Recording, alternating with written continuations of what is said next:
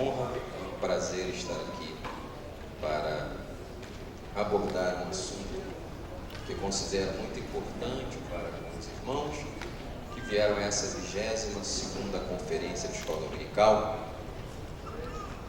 pois nós acreditamos na CPAD que o ensino não pode ser divorciado da prática.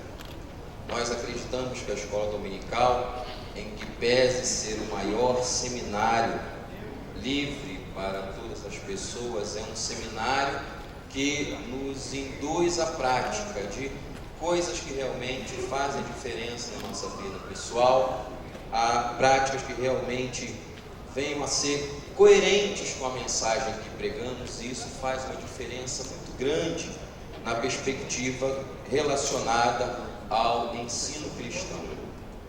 Quero deixar claro aqui que essa plenária não tem por objetivo desconstruir de forma alguma todo o esforço que é feito para que a igreja cresça em conhecimento, e quando me refiro a isso, eu estou dizendo, deixando claro que eu sou um dos motivadores a que todos estudem a palavra de Deus, façam seus cursos, suas pós-graduações, mas a educação ela tem como uma moeda de duas faces. Por um lado nós temos a teoria e pelo outro lado nós temos a prática. E a prática sem teoria, ela tende a perder o seu direcionamento, e a teoria sem prática não consegue ser comprovada. Então, como eu disse, são os dois lados da moeda chamada educação. E este tema, primeiro slide, por favor. Este tema tem por objetivo despertar no cristão a consciência de que não pode haver um divórcio entre aquilo que ele prega e a forma como ele vive, pois ambos são atos que precisam ser conjugados em uma mesma pessoa como exemplo de vida e de embasamento para um autêntico ensino cristão. Ou seja, temos a certeza de que para que nosso ensino ele tenha realmente eficácia e validade na vida dos nossos alunos, nós como professores precisamos ter o hábito de viver aquilo que ensinamos, aquilo que pregamos e ser coerentes definitivamente com a palavra do Senhor. Queria que você abrisse a sua Bíblia. Nosso texto base encontra-se no Evangelho de Lucas, capítulo 4, a partir do verso 31. Evangelho de Lucas, capítulo 4, a partir do verso 31.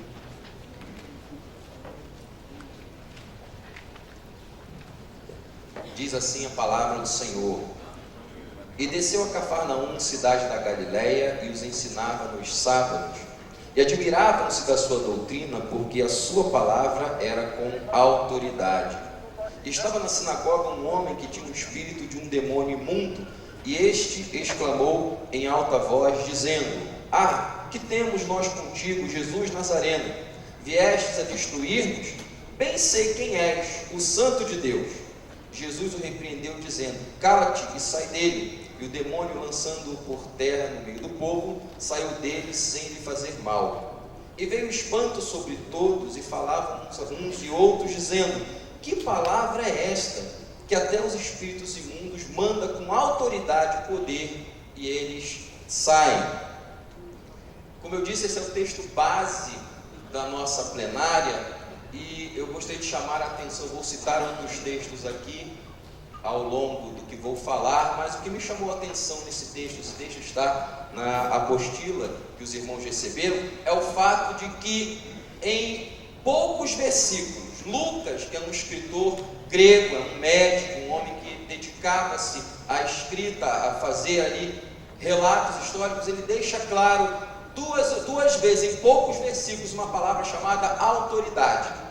E curiosamente falando, a primeira vez que Lucas utiliza essa expressão autoridade está se referindo ao ensino de Jesus. Na segunda vez se refere a uma prática de Jesus, que é de libertar pessoas endemoniadas, pessoas que tinham ali espíritos malignos, atormentadas por Satanás.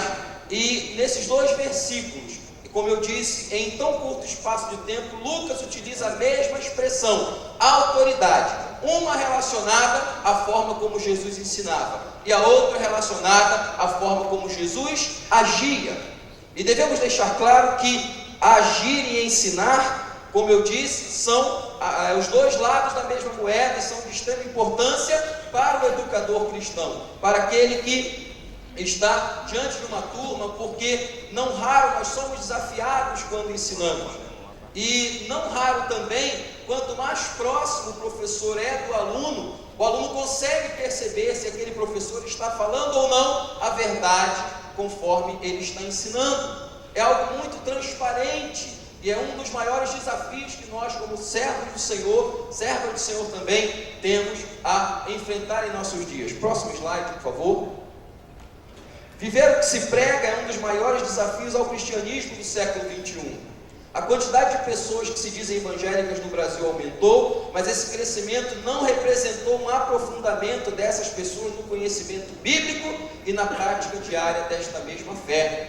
Nós percebemos aí, quando olhamos algumas pesquisas, quando observamos o resultado das estatísticas de crescimento de grupos religiosos, vamos perceber que as pessoas que se intitulam evangélicas, ou crentes, ou aqueles que frequentam alguma igreja evangélica, esse número cresceu bastante.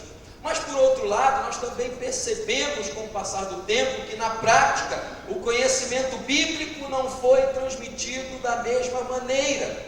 Houve um número grande de pessoas que cresceram, mas que não têm raízes coerentes com a palavra de Deus ao longo das suas práticas, ao longo da sua vida. A igreja praticamente, posso dizer assim, inchou, mas ela não cresceu substancialmente, porque de alguma forma não tem se conseguido transmitir não apenas o conhecimento, mas a prática da vida cristã a esse grupo de pessoas. E aí você vê, por exemplo, homens e mulheres que alegam ser cristãos e acabam envolvidos com situações que um cristão jamais deveria estar passando.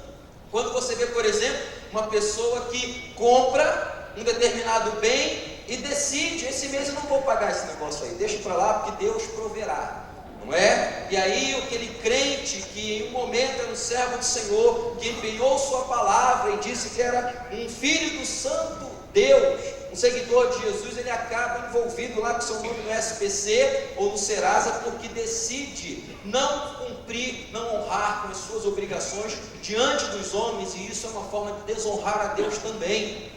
E aí nós temos essa dificuldade para conquistar através do ensino, de um ensino coerente, um ensino que nos motive a realmente ter uma coisa chamada vida. Sim, observe que um crescimento em quantidade sem qualidade mostra uma falta grave em nossas estruturas de transmissão de verdades, ou mostra a total ausência de compromisso entre o conhecimento que adquirimos e a prática do verdadeiro evangelho. Próximo slide, por favor. Um crescimento, como eu disse, sem quantidade, sem qualidade, mostra uma falta grave em nossas estruturas de transmissão de verdades. Ou seja, nós temos uma estrutura que transmite o ensino verdadeiro, sim, mas quando há uma falha nessa estrutura, nós vamos perceber que não há um acompanhamento entre o crescimento de pessoas que estão aceitando Jesus e o fortalecimento dessas pessoas, o entendimento dessas pessoas para uma prática verdadeiramente bíblica. Temos esse problema, ou a total ausência de compromisso entre o conhecimento que adquirimos e a prática do verdadeiro evangelho. Quando se diz prática do verdadeiro evangelho, eu quero deixar claro aqui que quando nós falamos evangelizar, evangelizar é muito mais do que falar de Jesus. Evangelizar é muito mais do que você dizer para uma pessoa que não é crente: Jesus te ama, Jesus pode te salvar, Jesus pode perdoar você dos seus pecados. Isso não é somente evangelizar. Evangelizar é falar de Jesus, mas evangelizar também é fazer com que o Evangelho esteja vivo na minha vida e atuante na minha vida todos os dias. Isso é evangelizar. Então, quando nós estamos ensinando para o nosso aluno sobre Jesus, sobre as práticas corretas da vida cristã, se nós estamos fazendo com que o Evangelho fique vivo no meu coração, no coração do meu aluno, eu estou, da mesma forma, evangelizando, fazendo com que o Evangelho esteja vivo na minha prática do dia a dia. Isso é, definitivamente, evangelizar. Próximo slide, por favor. O texto que acabamos de ler em Lucas mostra o sumo exemplo da conjugação de ensino e vida. A palavra autoridade aparece no texto 2 vezes, uma relacionada com o ensino de Jesus e a outra em sua atitude para com o sobrenatural. Nós dissemos que Jesus ensinou com autoridade, e essa expressão Jesus ensinava com autoridade, ela é repetida ao longo dos evangelhos, e havia ali entre as pessoas, os leigos que não conheciam Jesus, eles comentavam: olha, esse homem ensina de uma forma diferente, ele ensina de uma forma diferente dos fariseus e dos escribas, porque ele ensina como tendo o quê? Autoridade. Nós ouvimos uma palestra aqui que Jesus era um mestre peripatético, ou seja, ele ia ensinando as pessoas e caminhando com elas, e à medida que Jesus ia caminhando, ele ia transmitindo as verdades essenciais ali do reino de Deus para aqueles que o ouviam. Isso fazia diferença? Claro que sim. Por quê? Porque Jesus podia, no contato com aquelas pessoas, mostrar muito mais do que palavras. Jesus ensinava aquelas pessoas com vida, com exemplo. Isso faz diferença na nossa vida? Faz. É claro que nem todos os alunos de Jesus eram pessoas tão fantásticas assim, nem todos os alunos de Jesus eram pessoas que estavam definitivamente alinhadas com aquilo que Jesus orientou. Quando a gente lembra o caso de Tiago e João, 2 discípulos de Jesus, escolhidos por Jesus, não eram perfeitos, mas tinham sido chamados por Jesus. Quando nós vemos um exemplo em que Jesus vai entrar em Samaria, e os samaritanos não recebem Jesus, Tiago e João chegam para o Senhor e dizem: Senhor, quer que façamos descer fogo do céu e consuma todos esses? Enfim, os irmãos já entenderam. E aí Jesus passa a cabeça: não, rapaz, não é assim. Que espírito vocês têm? Eu que sou Jesus, não estou mandando fazer isso. O que vocês querem fazer? Não é? Noutra ocasião, Jesus demonstrando seu poder, curando pessoas, expulsando demônios, esses mesmos 2 irmãos chegam para Jesus e dizem: mestre, pois não, queremos fazer um pedido. Pode falar.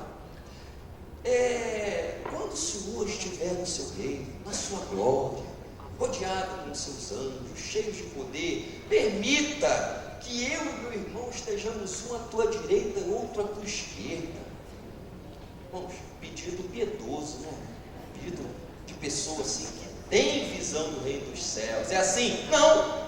Na prática eles estavam dizendo o seguinte: Jesus, não dá para competir com o Senhor, porque o Senhor é todo poderoso, mas se sobrar uma casquinha para a gente no teu reino, deixa que um fique à direita e outro à esquerda, que aí a gente vai poder mandar nos outros, como a gente não pode mandar agora, não é? E aí Jesus pergunta: olha, rapaz, vocês não estão aprendendo muita coisa ainda. Vocês não podem carregar o peso que eu vou carregar. Podem? Não. Então prestem atenção no que vocês estão falando.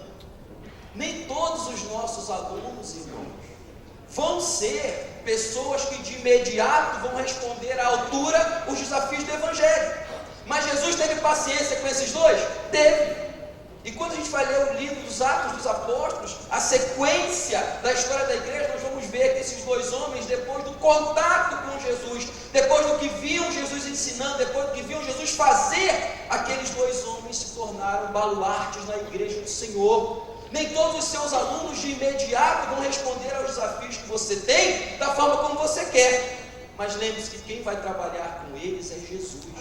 Você vai ser o canal de transmissão das verdades, mas acima de tudo, seus alunos precisam ver na sua vida uma coisa que Tiago e João viram em Jesus, uma coisa chamada prática.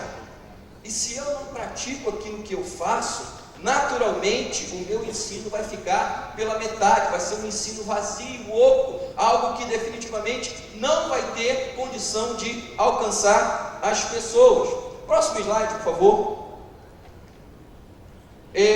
Como o tema da palestra é Vivendo a Verdade que Pregamos, eu vou tomar a iniciativa de dissecar esse tema palavra por palavra, para daqui a pouco juntar as 3 e a gente conseguir entender melhor como isso funciona.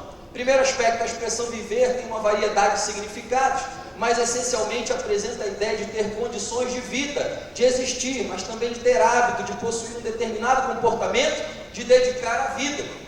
Quando a gente diz, por exemplo, que determinada pessoa vive para o trabalho, o que nós estamos querendo dizer? Aquela pessoa trabalha demais. Aquela pessoa não tem outro objetivo na vida senão trabalhar.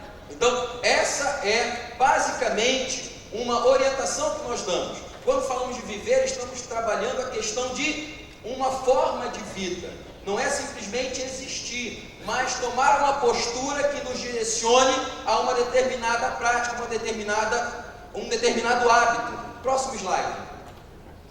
A expressão verdade traz a ideia de compromisso com a exatidão dos fatos.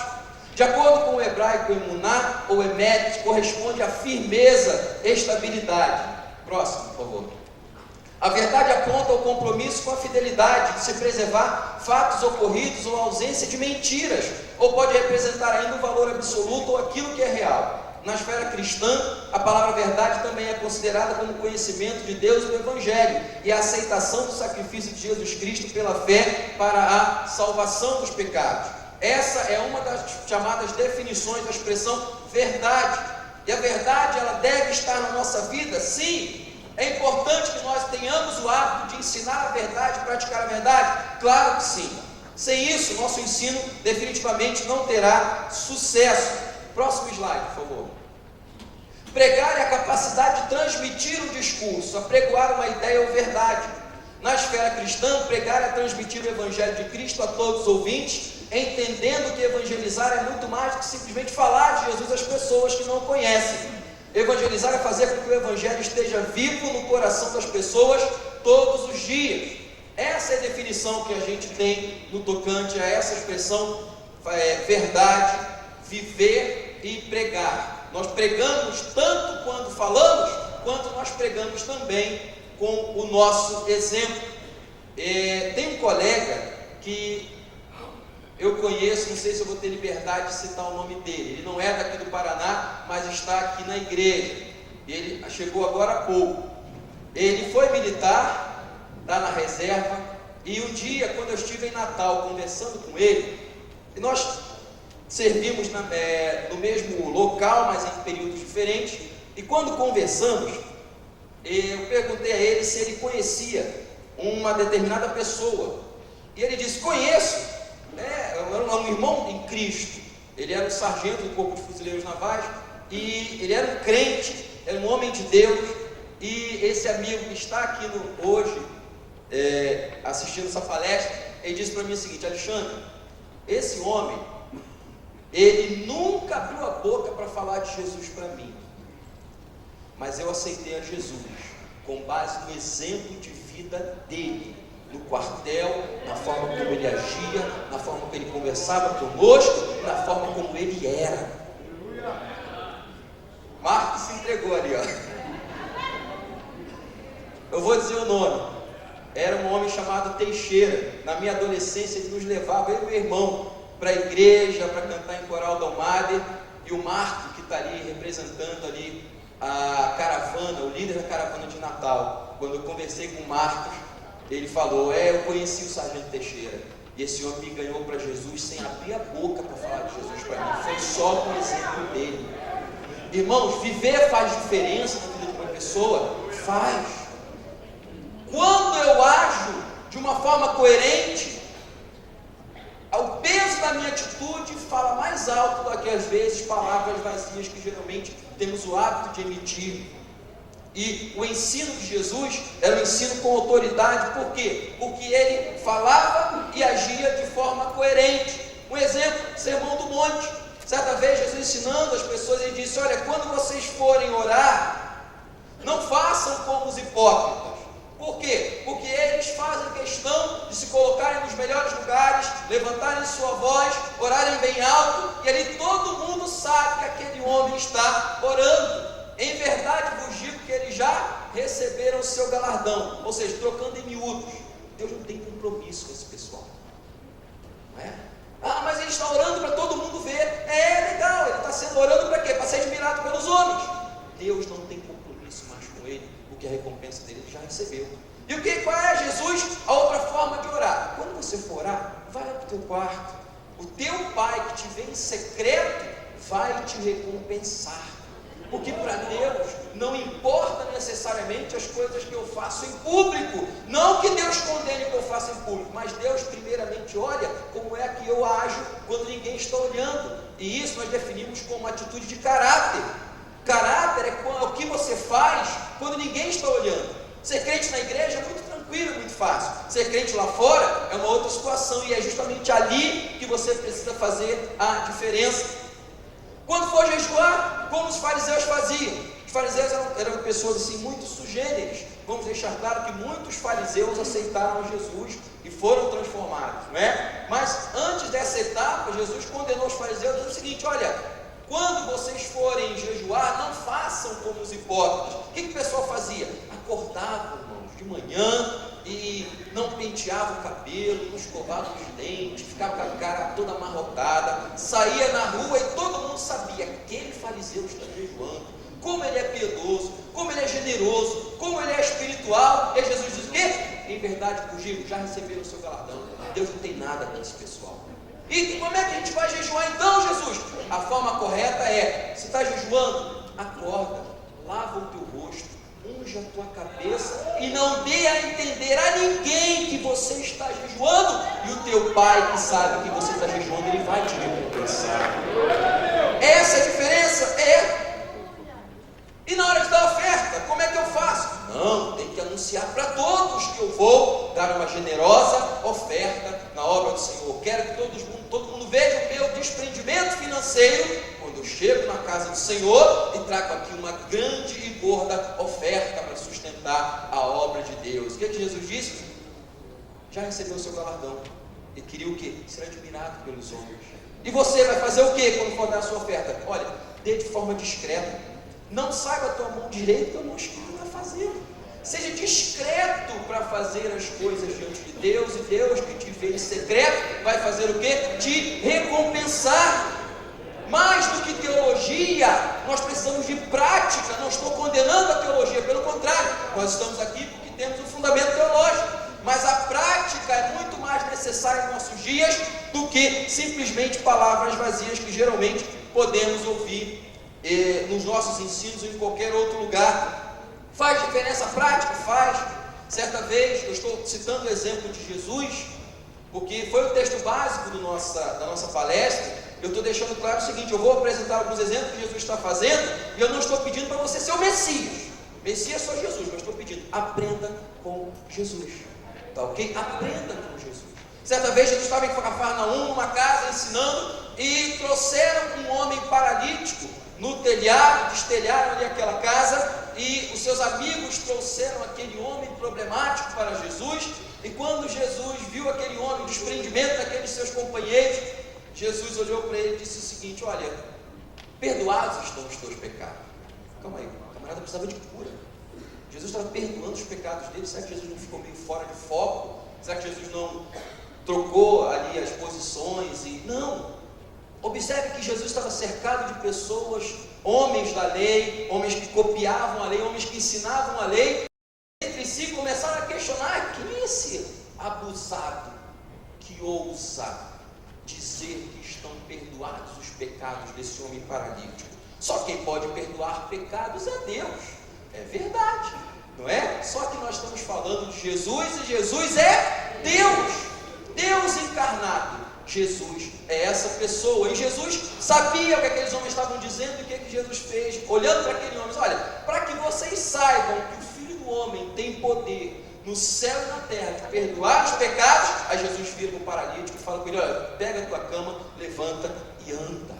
E ali naquela mesma hora o milagre aconteceu, e aqueles homens que questionavam Jesus ficaram totalmente desmotivados para dar prosseguimento às suas críticas, porque muito mais do que simplesmente palavras, Jesus agiu. Muito mais do que simplesmente trazer ensino, Jesus demonstrou na prática o seu poder, o poder que vinha de Deus, a forma como Deus estava agindo naquele lugar. Isso faz diferença?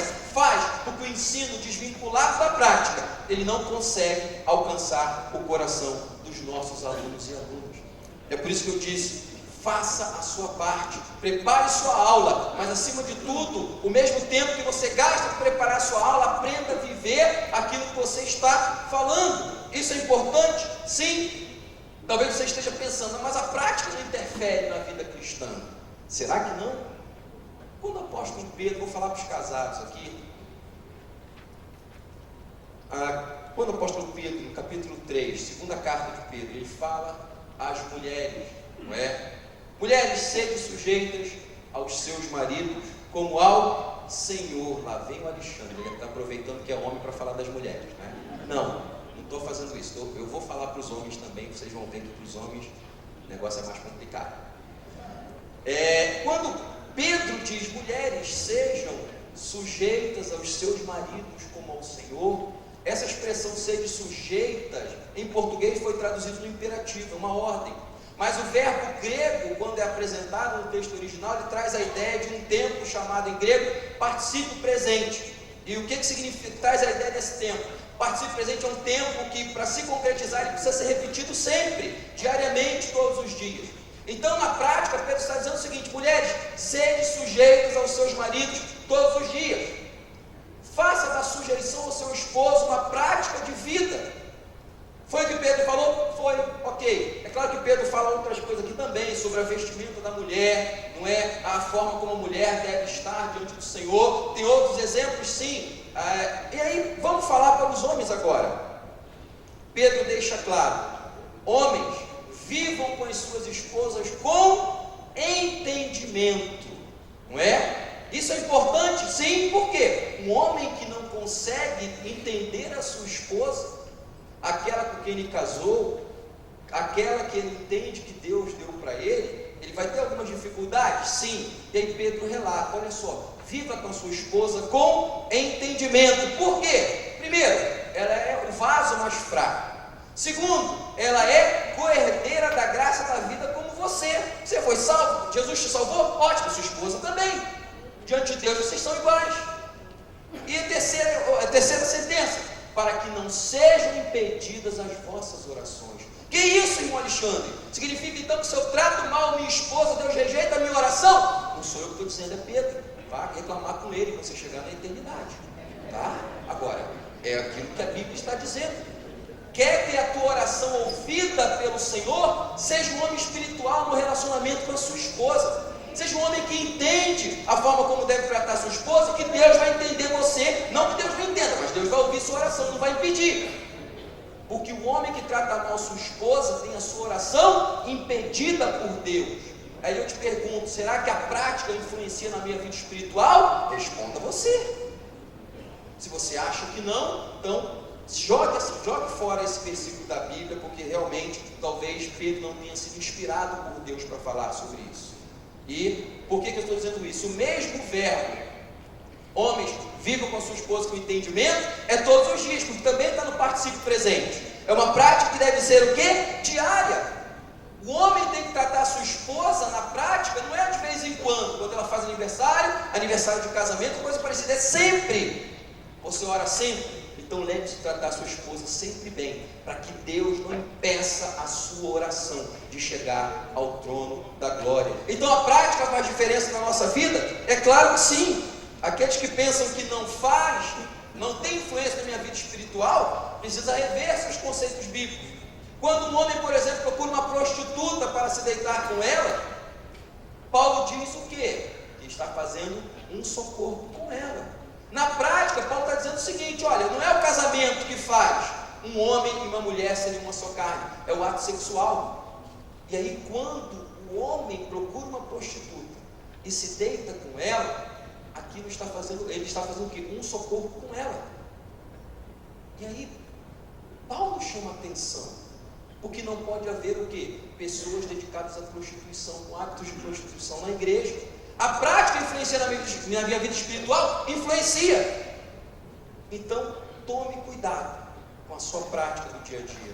Tome cuidado na sua vida espiritual, na hora da oração, sim, mas tome cuidado também nos seus relacionamentos, naquilo que você está fazendo, porque isso faz diferença na vida de todos nós. Próximo slide, por favor. Pregar o que se vive ou viver o que se prega é um dos fatores determinantes para o ensino bem-sucedido na esfera cristã. Não basta ao mestre cristão passar a matéria aos seus alunos, de forma a completar um ciclo de transmissão de conhecimento. Ou seja, nós podemos transmitir o conhecimento? Sim, nós podemos transmitir o conhecimento.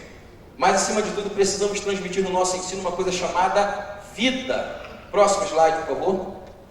Um professor secular de uma disciplina exata, humana, social ou relacionados às ciências da natureza não tem preocupação em conjugar sua vida pessoal e moral com aquilo que ele ensina, pois isso não é necessário na esfera do ensino secular. Basta esse mestre passar a matéria aos seus alunos de forma a completar um ciclo de transmissão de conhecimento proposto. Eu não estou desqualificando aqui os professores da esfera secular, pelo contrário, é até uma forma de motivar você, aqueles que estudaram, estão lecionando na esfera secular, podem fazer a diferença na vida dos seus alunos. Mas na esfera secular não se exige que um professor da área de humanas, da área de ciências exatas, ciências da natureza ou ciências sociais, não se exige que ele vincule a sua vida pessoal àquilo que ele está falando. Próximo slide, por gentileza. Mas na esfera do ensino da palavra de Deus, nossos alunos esperam ver em nós a prática pessoal daquilo que estamos ensinando. Não pode o professor de escola dominical, nem qualquer outro crente na igreja dizer: faça o que eu digo, mas não faça o que eu faço. Na esfera cristã, se praticamos algo diferente do que ensinamos, somos chamados de incoerentes e até mentirosos. Será que vale a pena receber esse tipo de título quando nós estamos ensinando? Até que ponto, quando vamos ministrar nossas aulas, os nossos alunos veem a autoridade para ensinar, a autoridade não vinda de um acúmulo de conhecimento, mas a autoridade advinda de uma vida que pratica aquilo que está sendo ensinado? É isso que deve fazer diferença para nós. Próximo slide, por favor. Não é possível ter êxito na transmissão do ensino cristão se o professor divorcia o que ele transmite aos seus alunos daquilo que ele mesmo vive. Um dos fatores que dava a Jesus autoridade naquilo que ele falava não foi a abundância do conhecimento acadêmico que era transmitido, mas a certeza de que ele dizia, de que o que ele dizia era coerente com a forma como ele agia. A forma como Jesus falava e a forma como Jesus agia eram coerentes de tal forma que as pessoas que não conheciam Jesus entendiam que ele ensinava com autoridade, diferente daquelas pessoas que estavam acostumadas a ensinar, aqueles que estavam copiando a lei, aqueles que estavam fazendo tantos outros serviços de ensino naquela época. Jesus fez a diferença naquele momento. Próximo, por favor. A doutrina de Jesus era exposta com autoridade, e essa autoridade era refletida na forma como o seu ministério era desenvolvido. Com autoridade de vida ele ensinava, e com autoridade de vida ele repreendia espíritos imundos. Todas essas coisas eram um reflexo de como Jesus unia o ensino correto com a prática da vida correta. Isso faz diferença totalmente, porque quando as pessoas olham para Jesus como seu referencial, elas vão observar em Jesus alguém que ensina e que vive aquilo que está ensinando. Isso faz diferença? Claro que faz. Se nós queremos ter autoridade no nosso ensino, é preciso que nós tenhamos um conhecimento acumulado. Sim, isso faz parte. Às vezes eu me deparo com pessoas que querem ensinar e não querem estudar. Não, não vou estudar, não vou preparar a lição, não vou me dedicar a ler a Bíblia, não vou me dedicar a ler um livro teórico, um livro teológico, porque na hora H, Deus vai me revelar aquilo que eu preciso saber. À luz da Bíblia, o Espírito Santo nos lembra aquilo que nós aprendemos. Deus, irmãos, é Deus do impossível, mas não é Deus do absurdo. Guarde isso no seu coração, tá? Deus não vai revelar a você alguma coisa que você tem a obrigação de buscar pelo conhecimento. Deus não vai utilizar-se de um dom espiritual para trazer uma revelação a você que você poderia ter recebido quando estava lendo, quando estava ouvindo uma pregação, ouvindo um ensino ou coisa parecida. Deus vai te trazer, sim, uma orientação do céu para que o conhecimento que você acumulou e guardou seja utilizado de forma prática na vida dos seus alunos, quando você se deparar com uma questão de difícil entendimento ou coisa parecida. Agora lembre-se, aquilo que você tem a obrigação de fazer, Deus não vai fazer por você, porque Deus é Deus do impossível, não é Deus do absurdo. Aquilo que você pode fazer, Deus não vai fazer. Aquilo que você não pode fazer, Deus vai fazer. Amém? Guarde isso no seu coração. Não ouse depositar nas costas de Deus a sua obrigação. A irmã Elaine falou brilhantemente aqui: irmão, estou sendo tentado por uma mulher que está lá no trabalho, Deus plantou. Conversa. O problema é seu, não é de Deus. Então aprenda a discernir essas coisas para que você não tenha uma prática de vida divorciada daquilo que você está ensinando na igreja. Próximo slide, por favor. Sabemos que a nossa inclinação carnal nos desafia em todo o tempo a que não façamos aquilo que Deus ordena, mas isso não diminui em nada a nossa responsabilidade de ser coerente da mesma forma que Jesus o foi. Ou abandonamos o pecado, ou abandonamos o evangelho. Não tem meio termo. Eu sei que quando falamos de ensino e de prática de vida, naturalmente nós vamos ter que lutar contra as nossas próprias tendências de desobedecer ao Senhor. Sim, quando nós somos salvos e recebemos a Jesus, nós temos nossos pecados perdoados, mas de alguma forma que nos foge ao entendimento, Deus não retira de nós a nossa carne. Deus não tira de nós aquela tendência e a vontade de buscar prazer naquilo que desagrada a Deus. Deus não corta os nossos vínculos com a nossa carnalidade, mas Ele espera que nós façamos a nossa parte em mortificar a carne para viver cada vez mais para o Senhor. Para que os irmãos entendam a atuação da carne na vida dos nossos alunos, na minha vida, na sua vida também, eu vou usar uma comparação que passou pelo nosso país recentemente, talvez não tenha trazido boas memórias, não é? Como um jogo de futebol, Copa do Mundo ou coisa parecida. Você vai falar de tipo de futebol no público? Não vou falar. Eu estou tentando exemplificar para você como a carne trabalha na nossa vida. A Bíblia diz que nós temos 3 inimigos: o mundo, a carne e o diabo. O mundo e o diabo são exteriores a nós, mas a carne está dentro de mim. É como se num jogo de futebol, do outro lado, do outro time tivesse o diabo e o mundo lutando contra mim. E do meu time, eu tenho eu e a carne. E o que a carne faz? A carne é justamente aquele grupo de jogadores que só bota a bola no pé do inimigo. A carne é aquele grupo de jogadores que só faz gol contra. A carne é aquele grupo de jogadores que, por mais que se treine, ele vai jogar uma bola que poderia ser marcada no gol e vai jogar para fora. A carne, irmão, está dentro de mim. E é justamente a carne que Paulo orienta: mortifique a carne e permita que o Espírito de Deus haja na sua vida, porque não dá para fazer as duas coisas ao mesmo tempo. Ou você é dominado pela sua carne, ou você é dominado pelo Espírito de Deus. E para que você tenha sucesso, seja bem sucedido no seu ensino, você precisa aprender a mortificar a carne e obedecer aquilo que Deus está ordenando, porque senão você não vai conseguir atingir o coração dos seus alunos, não apenas com o seu ensino, mas também com a sua vida. Isso faz diferença? Faz. Próximo slide, por gentileza. John Milton Gregory, autor do livro As 7 Leis do Ensino, ele deixa claro que o propósito do verdadeiro estudo não é apenas conhecer, porém ter o conhecimento para usá-lo, possuí-lo de modo completo, como o dinheiro para os gastos ou as ferramentas e matérias para o trabalho do dia a dia. Ensinar é muito mais do que transmitir conhecimento. Ensinar é transmitir um conhecimento que pode ser usado.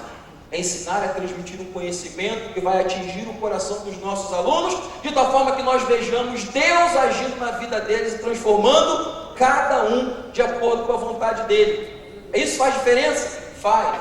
Próximo, por favor. Paulo escreve aos Filipenses dizendo que também aprendestes e recebestes e ouvistes e vistes em mim. Eu queria que os irmãos lessem esse versículo comigo, por gentileza. Vamos lá.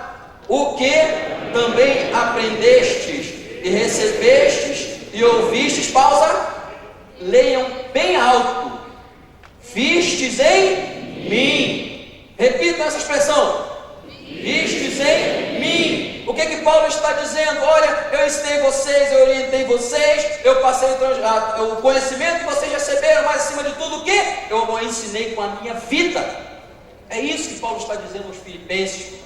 Não basta apenas ter conhecimento, é preciso transmitir vida e graça na hora de ensinar, porque é isso que faz fazer diferença. Paulo trouxe doutrina, trouxe orientação, mas ele também trouxe vida, a ponto dele dizer: olha, vocês aprenderam, receberam, ouviram e viram em mim, e aquilo que viram em mim, reproduzam, façam outras pessoas agirem da mesma forma. Isso faz diferença, irmãos? É claro que faz. Por isso que eu estou dizendo, ensino da teoria sem a prática não adianta. Você que é um mestre, uma mestra, você que lida com crianças, você que lida com adolescentes, Deus está colocando na sua mão, um grupo de pessoas que Deus quer usar lá na frente, mas você precisa aprender a agir com eles agora, e esse agir passa por você modificar comportamentos na sua vida, que provavelmente pode estar em desacordo com a vontade de Deus. Próximo slide, por favor. Deus espera que os meus frutos estejam adequados e sejam apresentados no tempo certo. Não posso ser como a figueira que ocupa espaço e não dá frutos. Mateus capítulo 13, Jesus contou uma parábola de um homem que tinha um grande campo, e ele plantou lá uma figueira, e durante 3 anos aquela figueira não deu um fruto. E aí aquele homem ficou preocupado e chamou o responsável pela plantação e disse: há 3 anos essa planta está aqui e ela não dá fruto, corta. Calma aí, o que Jesus está querendo ensinar? Deus vai cobrar de mim o tempo e o espaço que eu estou ocupando na igreja, e se eu estou dando frutos ou não. Deus vai cobrar de você a responsabilidade de ocupar um espaço para dar fruto. Aquela figueira estava lá há 3 anos e não tinha dado nada. Mas calma aí, não tem alguma coisa errada? Sim, é claro que tem. Será que é o terreno que não está bom? Será que é pouco adubo que está sendo colocado? Será que não está chovendo naquele local? Vamos analisar o que está acontecendo. O que não podemos é passar 3 anos sem dar um fruto para o Senhor, sem fazer com que Deus que nos chamou, nos plantou e nos comissionou, veja em nós frutos que possam ser o quê? Utilizados na sua obra. Isso faz diferença? Faz. Isso fala o quê? De prática. Próximo slide, por favor. Deus não vai cobrar do professor o que o Evangelho faz com ele. Deus vai cobrar do professor o que ele faz com o Evangelho. Deus não vai cobrar de mim o que a Bíblia faz na minha vida. Deus vai cobrar de mim o que eu faço com a Bíblia Sagrada. Deus vai exigir de mim não o que o Evangelho faz comigo, porque o Evangelho é perfeito, o Evangelho é correto, é coerente. Mas Deus vai cobrar de mim aquilo que eu tenho feito com o Evangelho. É isso que vai fazer diferença? Sim, claro que vai. Esse pensamento é do pastor Israel de Araújo, colega nosso lá da CPAD. Numa conversa que a gente teve, ele falou, deixou claro isso: Alexandre, Deus vai cobrar da gente o que a gente faz com o Evangelho, não o que o Evangelho faz com a gente, porque Deus é perfeito, mas nós precisamos nos alinhar com a perfeição do Senhor, para que nós sejamos pessoas coerentes e consigamos, de uma vez por todas, ministrar o nosso ensino com autoridade. Viva o que você ensina. Ensine aquilo que você vive. É claro que se você for ensinar aquilo que você vive, naturalmente você vai ter que ser confrontado com a sua vida e observar aquilo que você tem feito. Não é? Se você tem por hábito falar mal do outro, né? Eu sei que essas coisas só acontecem no Rio de Janeiro, porque o Rio de Janeiro é um laboratório muito apropriado para a gente citar problemas, enfim. Aqui em Curitiba eu sei que não tem isso. Mas imagina na igreja.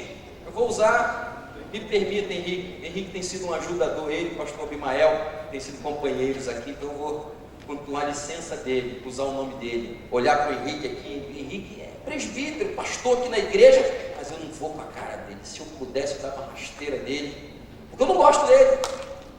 Não é? E aí a Bíblia me chama a atenção. Também, mas Alexandre, você tem formação teológica, você é gerente de publicações, você passa o seu dia lendo a Bíblia, lendo os textos, revisando textos na CPAD. É verdade, mas eu não vou com a cara do Henrique. Se eu pudesse, eu dava uma rasteira no Henrique na primeira oportunidade. E aí, a Bíblia me chama a atenção. Coríntios 13, quando fala do amor, né? Agora permanecem a fé, a esperança e o amor, estas 3. Mas a maior destes não é a fé. Fé é importante? É claro que sim. Paulo não está jogando a fé no lixo. Paulo não está dizendo que a fé não presta.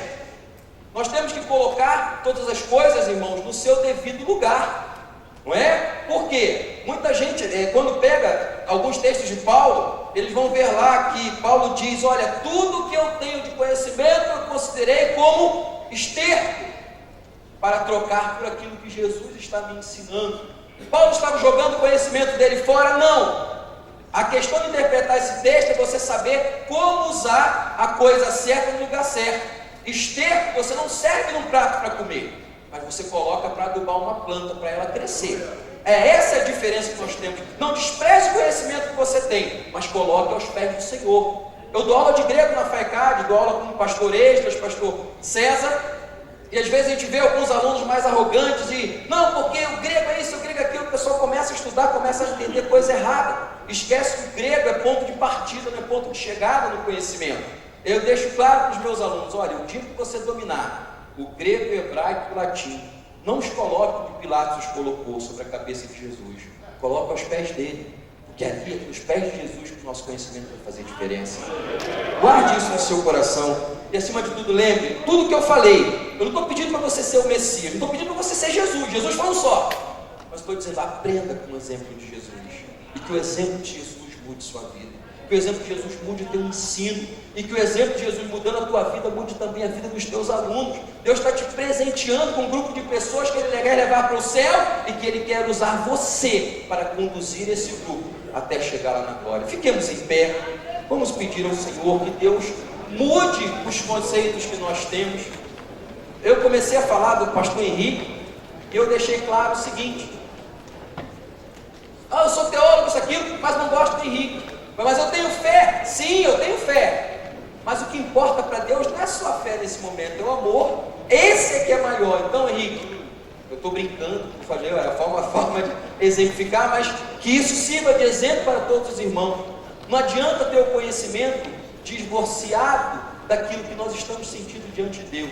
Você pode ter a fé, ótima, a fé é maravilhosa, está vinculada aos estudos, à ciência, ao hábito de estudar. Você pode ter esperança, sim, esperança, expectativa de coisas boas que vão acontecer. Ninguém nunca tem esperança de coisa ruim. Agora, entre a esperança, a fé e o amor, Paulo diz: o amor é maior, e é isso que deve importar no meu coração, no seu coração. Pai querido, te louvamos pela tua presença entre nós, te pedimos, ó Deus, que o Senhor faça com que a nossa vida seja uma vida coerente com aquilo que nós ensinamos.